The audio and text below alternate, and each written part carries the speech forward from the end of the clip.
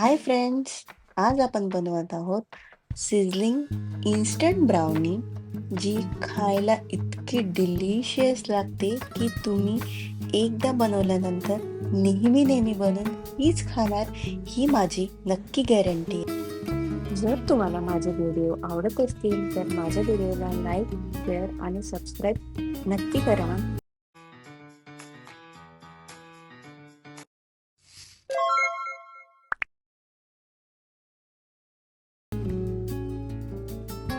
इथे मी 200 gram Oreo biscuit घेतले आहे. बिस्किट मी क्रीम सकट घेतले आहेत. त्यांना मी मिक्सरच्या भांड्यामध्ये टाकून त्याचं फाईन पावडर बनवून घेत आहे.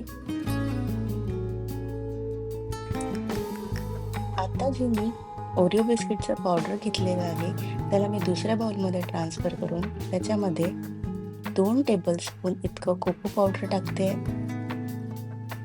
त्याच्यानंतर त्याच्यामध्ये मी जवळपास 1 मोठा चम्मच मेल्टेड चॉकलेट ॲड केलं आणि गरम दूध टाकून याला व्यवस्थित मिक्स करा.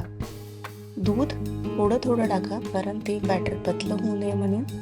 आता मी याच्यामध्ये थोडं दूध अजून मिक्स करते, कारण मला हे बॅटर घट्ट वाटतंय, आणि त्याला व्यवस्थित मिक्स करा. आता मी ह्या बॅटरमध्ये अर्धा चम्मच इनो पावडर टाकत आहे आणि इनोवरती थोडंसं दूध टाकून या बॅटरला परत व्यवस्थित मिक्स करते. ब्राउनीला बेक करायसाठी मी इथे एका कढईमध्ये मीठ टाकून त्याला 10 मिनिटं प्रीहीट करायसाठी ठेवते आहे. आता जे आपण ब्राउनीचं बॅटर केलं आहे ते मी एका स्क्वेअर टीनमध्ये ट्रान्सफर करून घेते आहे. मी पहिले एक टीनला बटर पेपरवरती थोडंसं बटर लावून हे सगळं बॅटर त्याच्यामध्ये डिमोल्ड करते आहे आणि याच्यामध्ये बबल्स बनू नयेत म्हणून याला थोडंसं टॅप करून घेत आहे. ही कढई प्रीहीट झाली आहे. याच्यामध्ये एक मी राऊंड टीन ठेवून आपलं ब्राउनीचं बॅटर याच्यामध्ये ठेवती आहे. हे बॅटर कमीत कमी 15 ते 20 मिनिटासाठी आपण इथे बेक करून घेऊया. आता जवळपास 20 मिनिटानंतर मी चेक करते आहे. आपली ब्राउनी एकदम व्यवस्थित बेक झालेली आहे. मी इथे ब्राउनी थंड करायसाठी साईडला ठेवती आहे. ब्राउनीसाठी लागणाऱ्या चॉकलेट सिरपसाठी मी इथे एका बाउलमध्ये दूध ॲड केले आहे. त्याच्यामध्ये चॉकलेट ॲड करून याला हळूहळू व्यवस्थित मिक्स करून घ्या. आता आपण ब्राउनीची स्क्वेअर पीस कट करून घेऊया.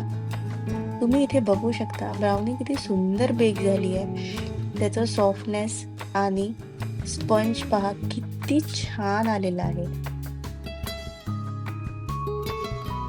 मी आता इथे सिझलिंग ब्राउनीचा जो ट्रे असतो त्याला गरम होण्यासाठी ठेवती आहे.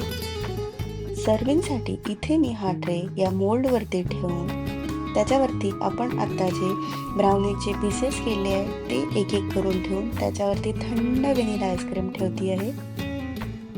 आता यावरती चॉकलेट सिरप टाकून या एकदम डिलिशियस ब्राउनीचा तुम्ही पण स्वाद नक्की घ्या आणि ही ब्राउनी एकदा नक्की करून बघा. करायला सोपी आणि खायला इतकी डिलिशियस लागते की तुम्ही पण म्हणाल, वाह,